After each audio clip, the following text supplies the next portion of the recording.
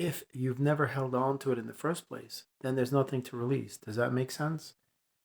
Doesn't it stand to reason to say that if you never allowed it to bother you at all, you never absorbed it, it never affected you, you were never even just moved by it or phased by it, right? See, what happens with people who meditate is they go about their day in society, they absorb up and they soak up all the negative external emotional energies that society is always transmitting and broadcasting. And they're doing it unconsciously like a sponge. Everybody does it. People looking at you dirty, somebody giving you bad vibes, somebody, maybe insulting you, or somebody on the road trying to cut you off, tailgating you, road rage, or whatever it is. It's just negativity transferring. Negativity is a kinetic energy. Negativity is not a static energy. It is a kinetic energy that demands transfer. That's why misery loves company. You'll never meet a negative person that wants to keep that negativity to themselves. So if you have brought yourself to a place of emotional development where you are now impervious to the world around you, that is a beautiful place to be. I'm not saying build a wall, which of course would keep out the outside world, but at the same time, you'd be incarcerating yourself. You don't want to do that. You want to build a deflector shield, just like the original Star Trek series, man. Exactly. They can still operate in the environment, but not be trapped inside this enclosure while having those onslaught of weapons just bounce off that shield. So the inherent dilemma suffered by people who meditate is such that when they go out into society, the grocery store, a rock concert, together with their friends, restaurants, wherever you're going, school, work, wherever, you are unconsciously absorbing people's negative external emotional energy and every other kind of energy, not just from human beings. And then what they do is, since they've soaked up all that dense energy, now they have to come home, sit in the stance, and purge themselves of all of these things. Reconnect with their higher source. Take deep breaths, close your eyes, meditate, all of that stuff to just get rid of purge the toxins, cleanse and purify, and clear out, right? And then what do? They go right back into society and soak it all up again. Does it make sense? It doesn't make any sense. It's insane. It's like taking the cleanest shower you've ever taken in your life and then swan diving into a cesspool. It doesn't make any sense. It's like being a yoga instructor who's a chain smoker. Makes no sense. It's just insane. It's illogical. It's like saying there's clean dirt. It doesn't exist. That is the inherent dilemma of these people. They pretend to be kind to others, while at the same time they're lying to themselves. This is the reason why they soak up these energies, because secretly they're a vibrational equivalent to the negativity that surrounds them. Even though they have the happy smiley face and, oh, I've got my act together and I'm super, super positive and ultra bright and happy and I'm optimistic, enthusiastic, right? I see it all the time. This is what I refer to as disingenuous spiritualists. That's a whole other bag of ugly right there. I ain't even going to get into it. But anyway, what I'm trying to say in this video is that work on bringing yourself to a point emotionally, physically, mentally, spiritually, metaphysically, your feelings, every aspect of your being. Bring yourself to a point where you're not lying to yourself, but you're actually functioning out there and nothing they do or say will affect you because you're not giving them that power to, and you're not vibrating as an equivalent to the frequency that they operate in a dominant nature. Am I making any sense? This way you don't have to go back home and get rid of all of that emotional baggage that other people have dumped on you, because people love dumping their baggage on you, man. They just get off on it. There are some people in this world, there's quite a few of them, as a matter of fact, they get off on making other people miserable. They love to see your smile get wiped from your face and knowing that they were the ones that caused it. They get off on doing it. They get their jollies, their rocks off. They love it. Some people live to make other people miserable. That's why I say it's important that you do not speak only the good of people. And also, conversely, do not speak only the bad of people. Speak the entirety of their truth, the reality of who and what they are as a person. Everything, an all-encompassing explanation. Because if you're choosing only to see one aspect of the individual, that means you're not viewing the entire picture. And that isn't fair to you. And especially to somebody else who doesn't know this person. Because then they don't know what they're in for. Because people will always present themselves in the highest light, even if they are in the deepest and darkest shadows. That's the way the darkness gets into your home. It always finds a way in, either through the back door or the front door or an open window, but it will get in if you allow it. So instead of having to go through all of that wasted time and energy of going out into public, absorbing other people's garbage, coming back home, cleansing and purging and clearing your space and meditating and all that stuff, just create a deflector shield around your heart and your aura, like a suit of armor, you know? And that will allow you to function around people, because you have to have it. Especially nowadays, man. You can't go outside in society and not have something like that. You'll get chewed to bits. You'll get torn to pieces, man. It's like a meat grinder with some people.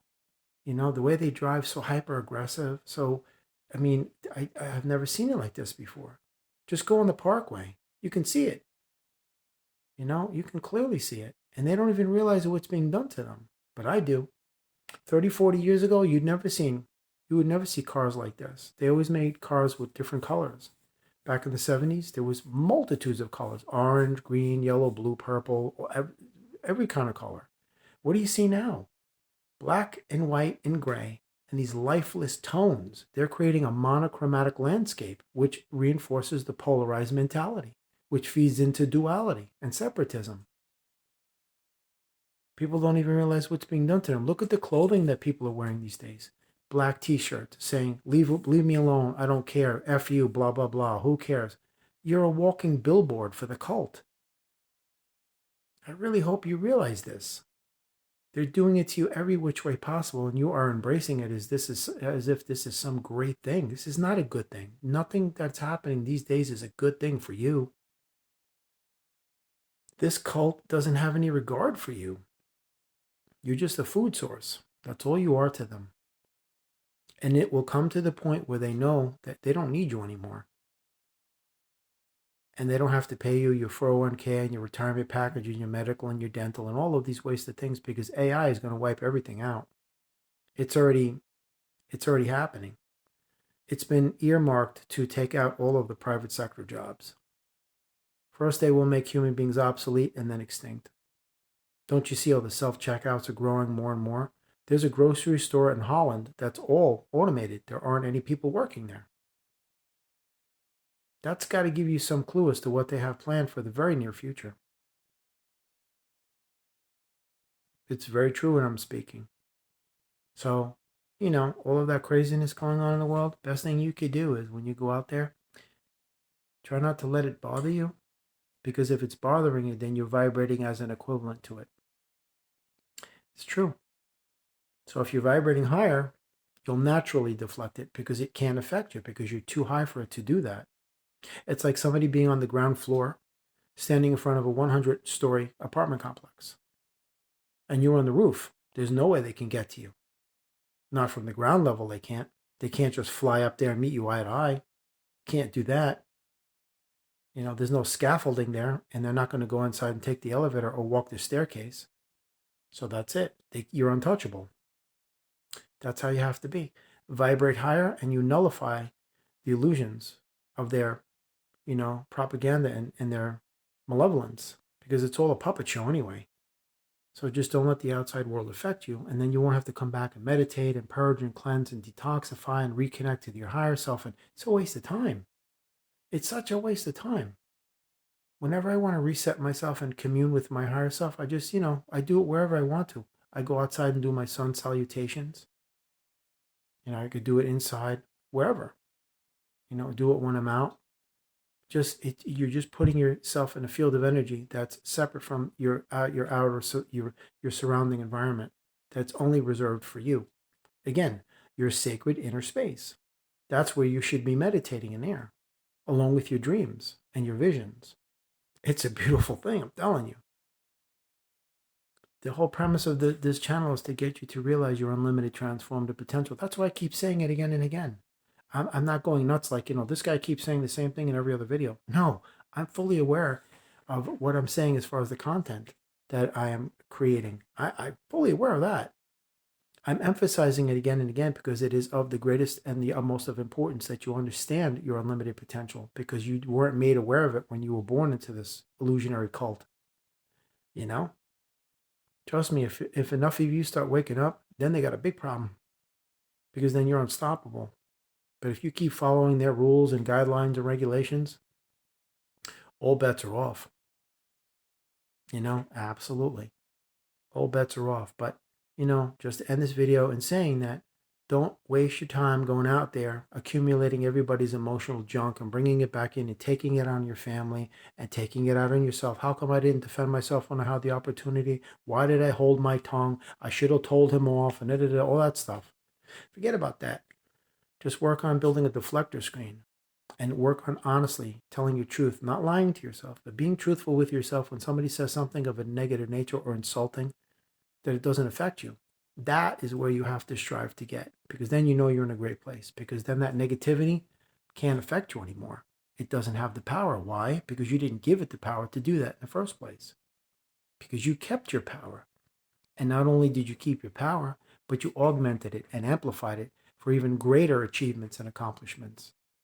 Because you, as before, and I've said it a million times, you are a master manifester, co-creator between your soul and God, which is actually one and the same. You have the capability of manifesting greatness and miracles anytime, anywhere. Prosperity, health, wealth, happiness, abundance, and peace are readily available to you anytime, anywhere.